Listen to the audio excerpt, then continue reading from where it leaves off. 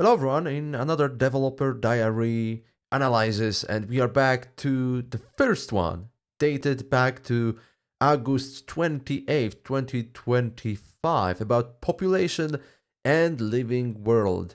Last time I thought that I'm going straight to trade and economics, but since we have about 11 days from now on, I think I have enough time to go through most of them, starting with the very first one. So let's read what they have to offer regarding population and living world.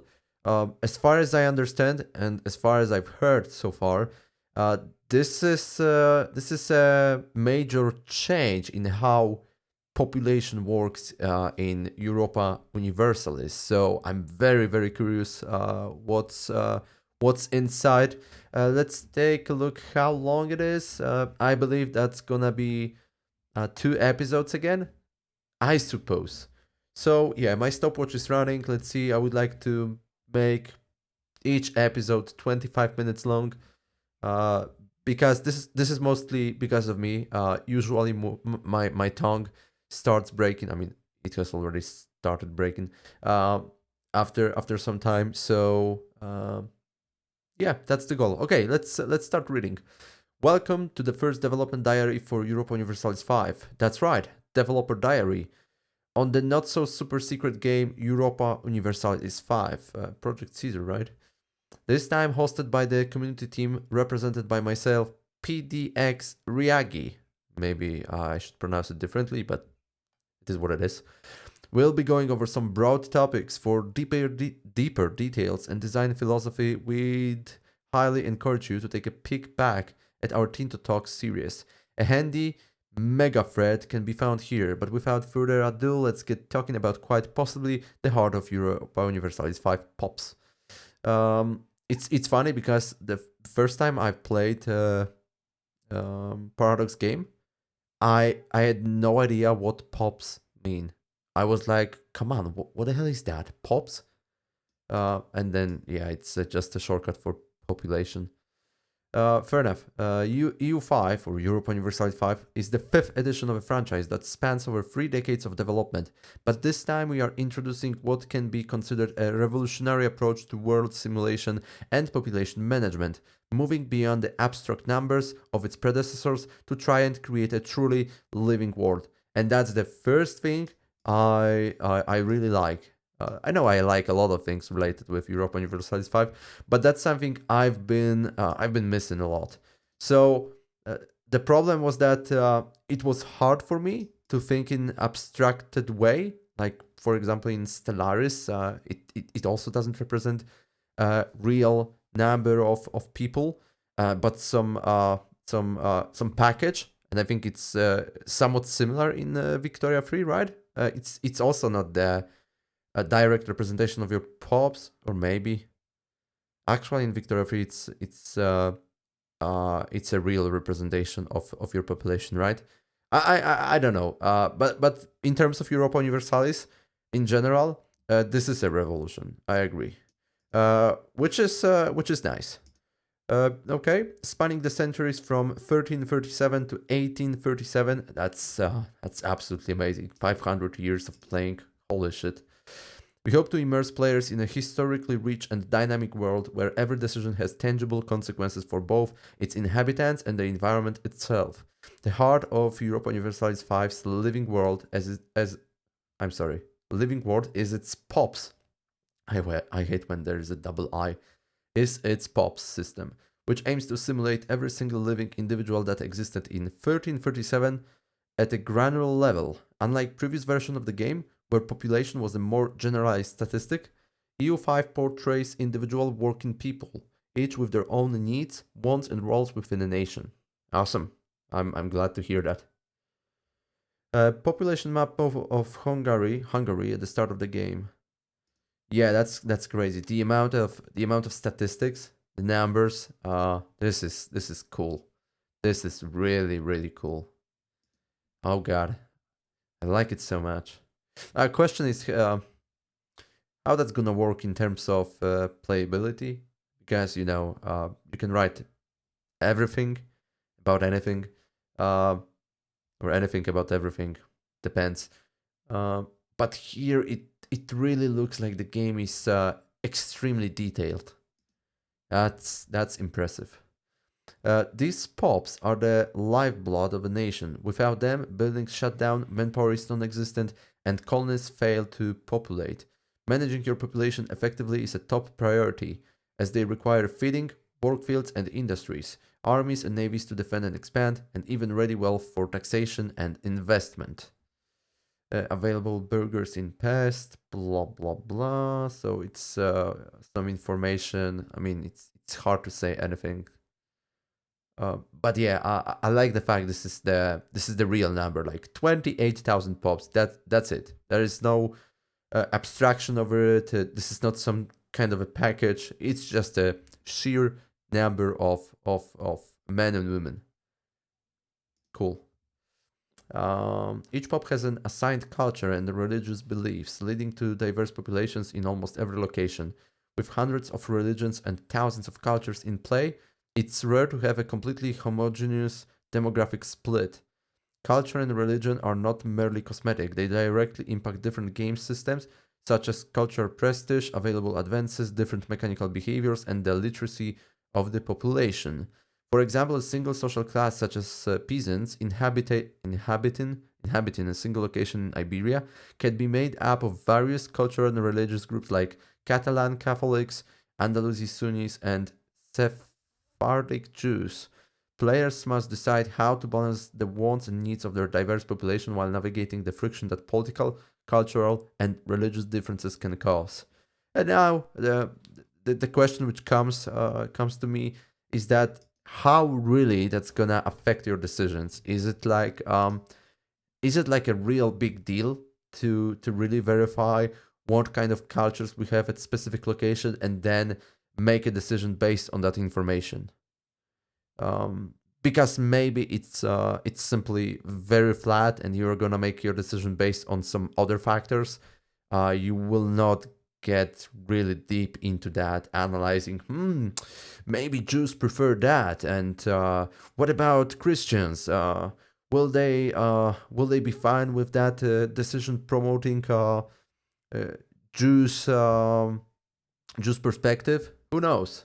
So yeah, that's my question. I mean, at the first glance, that looks very very promising and very deep. So yeah, that's another screenshot. Demographics of diverse Spanish province 1337. Castilian peasants in Murcia 19,000. Sephardic Jewish peasants in Murcia 791. I mean, this is a very very minority. Andalusi Sunni peasants in Murcia over 2,000, and Catalan peasants in Murcia. Okay. Five new peasants were born. Two gained social status and adopted a different social class. One became peasants having lost social status. Interesting. Speaking of social class, these are categories in which the population is split, making it possible to promote and demote pops based on available jobs and demand. Different buildings employ different types of pops, where burghers and laborers primarily produce goods for the economy, nobles and soldiers provide the defense, and clergy provide literacy. But their attributes matter as well. For example, a more literate clergy will also be better at converting other pops. A monthly promotion in Paris. So, okay, this is the promotion for who? Next month, the following promotions would happen. Plus 13 nobles, okay?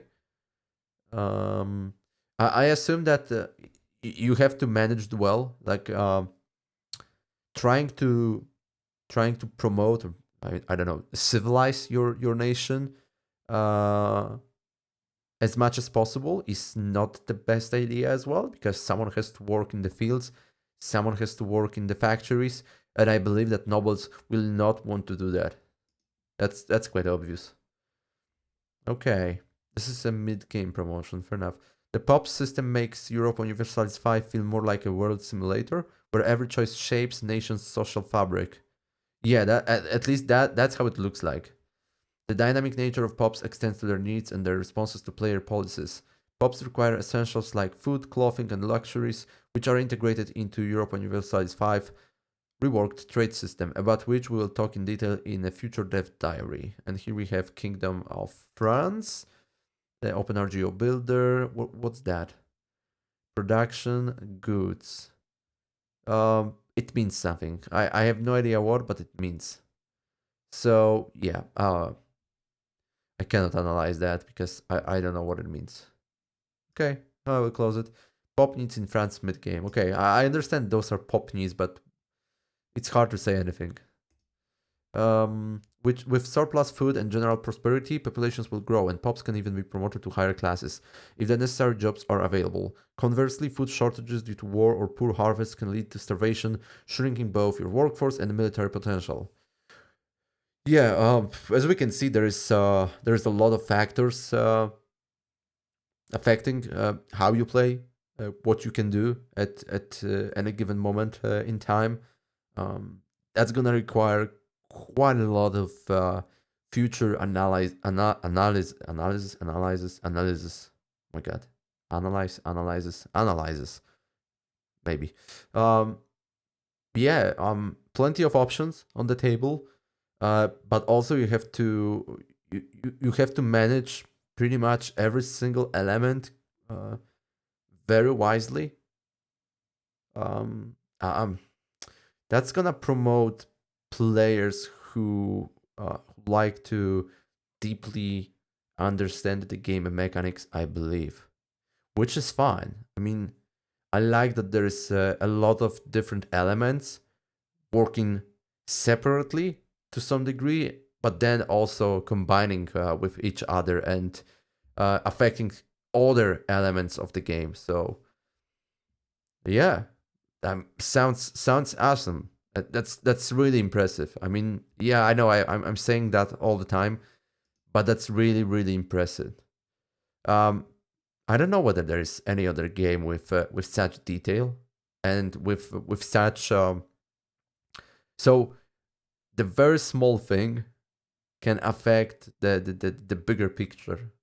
So that's something innovative, I would say. Okay. Natural disasters and diseases, such as volcanoes or smallpox, can devastate populations, especially in densely packed cities, forcing players to balance population management with economic growth. Yeah, that's another element. Like you think that everything is so good, so fine. You are preparing for another war, and then boom, there is a volcano, or boom, there is a smallpox, and what you are going to do? I mean, assembling the armies when there is a plague, it doesn't sound like the best idea, honestly. Unless you want to use a biological weapon against your enemies, that's fine. But in general, yeah, you can be. I mean, even if you are prepared, you might be surprised by some events. The fertile soil of Naples does not come from nowhere. Huh, yeah, that makes actually sense. The wrath of the mountain. Oh, it's also shown on the map. Awesome. Okay, game is both volcano present. There's a volcano here that may or may not erupt. Earthquake zone. The tectonics are unstable here, and it may experience earthquakes. Yeah, well, this is unstable region, and that's another element to inside the game which will affect how you play, or maybe not how you play, but you have to keep that in mind that something terrible may happen, and that's somewhat intimidating. Now the question is how they are going to balance it, because if that's gonna happen quite a lot, that will be simply annoying. If it happens from time to time, as I mean, that's how it works in real life. That's fine. So you will be playing, having fun, and now you are struck by the earthquake, and you are like, wow, wow. So, I mean, okay, I'm slightly pissed off, but this is really cool. I mean, it's something new. Well, that's my perspective. Probably I will be very unhappy if something like that happens, even if it's cool element inside the game. Also, another question is how that's gonna affect the AI, because it's quite crucial to me. You may cause as many troubles for the player as you want, but I think that AI should be affected the same way as you are, and then you feel like the game is nicely balanced. Okay, so that's it. Next thing is neglecting Pop's risk in inciting rebellion. while satisfying their needs boosts productivity. Happy burgers lead to thriving trade, and content peasants result in higher food production. Beyond individual pops, Europa Universalis 5 Living World thrives on dynamic interaction and historical events. Important historical occurrences like the Black Death or the Reformation trigger situations with unique mechanics. Love it. That's something I'm waiting for the most. Especially those situations. Maybe not like Black Death. No, that doesn't sound cool. But I mean, it sounds cool because it's in the game as an element of the game. But I don't want my country to be devastated by Black Death. Definitely not. Situations, yeah, that's I'm waiting for that. Seriously, like 30 years war or something, religious war. Awesome. For example, the bubonic plague might specifically decimate urban pops, forcing players to quarantine cities or lose trade income. Yeah, well, it is what it is. A world before the plague. Okay, let's take a look at Hungary. 3.73 million people, and world devastated by the plague. 2.5. Jesus. That's a real slaughter, man. That's a real slaughter. Holy shit. That was devastating for them. Keep in mind the plague is a dynamic following trade and crossing borders. Different playthroughs will yield different results and levels of pop loss. We also have we also have game rules allowing you to randomize its spawn date, spawn location, or turn it off entirely if you so wish. If you wish so, that sounds better. Events will have impact beyond just flavor. Losing pops directly influences your gameplay by weakening your economy and military. Pops are integral to Europa Universalis 5 estate system. The nobles, clergy, burghers, and commoners all have their own ambitions and privileges. Granting these privileges will often influence multiple estates at the same time. For example, granting serfdom rights to nobles might oppress peasant pops, reducing their happiness while boosting nobles' loyalty. Conversely, freeing commoners could spark economic growth but also anger elites or elites. Elites. Yeah, this is all about balance. But something I would like to go back as well is that all those events, situations happening, from theoretical point of view, they should affect your play style and how you play and how you react to certain events. I believe you cannot be neutral to those occurrences, which means that if something happens, that's gonna affect you in some way, and you have to respond to it. You cannot stay passive. I believe in many games it's like, okay, I know something is happening, but is it going to really affect me? Well, not really. So I can do nothing related to that, which sucks because there are some elements of the game which are happening, and technically they should affect you in a way that you are involved in those things and you want to deal with them. So that's some kind of incentive to do something else, to follow different path, to change direction. That's how real world works, right?